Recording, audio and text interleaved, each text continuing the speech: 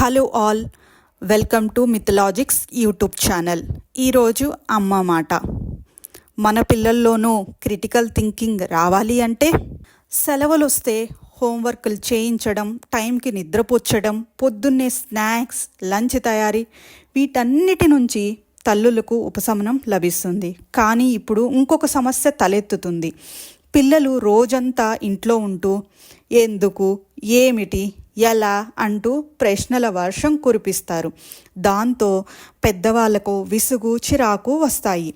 అయితే వారిలో ఆ ప్రశ్నించే లక్షణాన్ని మనం ఎప్పుడూ ప్రోత్సహించాలి. విశ్లేషణాత్మకంగా ఆలోచించడానికి అది కీలకం. సమాచారాన్ని, వాదనని అన్ని కోణాల్లో విన్నాక మంచి చెడ్డల్ని గుర్తించడమే ఈ క్రిటికల్ థింకింగ్. పుస్తకాలు, ఫోన్, టీవీ, స్నేహితుల ద్వారా బోలెడంత సమాచారం పిల్లల బుర్రల్లో చేరుతుంది. ఈ నేపథ్యంలో వాస్తవాన్ని గ్రహించేలా పిల్లల్ని మనం సిద్ధం చేయాలి. అందుకోసం ఏం చేయాలి?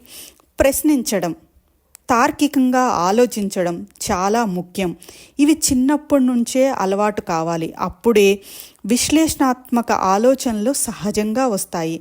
ప్రతి ప్రశ్నకు ఒకటే జవాబు ఉంటుందనుకునేలా కాకుండా సమాచారాన్ని వివిధ కోణాల్లో విశ్లేషిస్తే ఒకటికి మించిన జవాబులు ఉంటాయని చెప్పండి.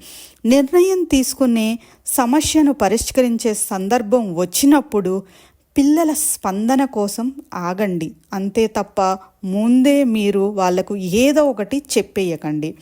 పిల్లలకు ఏదైనా చేయమని, చేయొద్దని చెప్పినప్పుడు మీరిలా చెప్పడం వెనక కారణాన్ని వివరించండి. వీగన్ డైట్ మంచిది అంటే సరిపోదు. దానివల్ల ఆరోగ్యంతో పాటు జంతువులు, పక్షులు, పర్యావరణానికి ఎలాంటి మేలు జరుగుతుందో అర్థమయ్యేటట్లు వివరించాలి. ఏదైనా సందర్భంలో వారు చెప్పిన ఒక్కటే జవాబుకు ఊకొట్టకుండా ఆల్టర్నేటివ్స్ గురించి అడగండి. ఏదైనా సమస్యను పరిష్కరిస్తున్నప్పుడు మీరు ఎందుకలా చేస్తున్నారో వివరిస్తూ ఆ పనిని పూర్తి చేయండి. Thank you.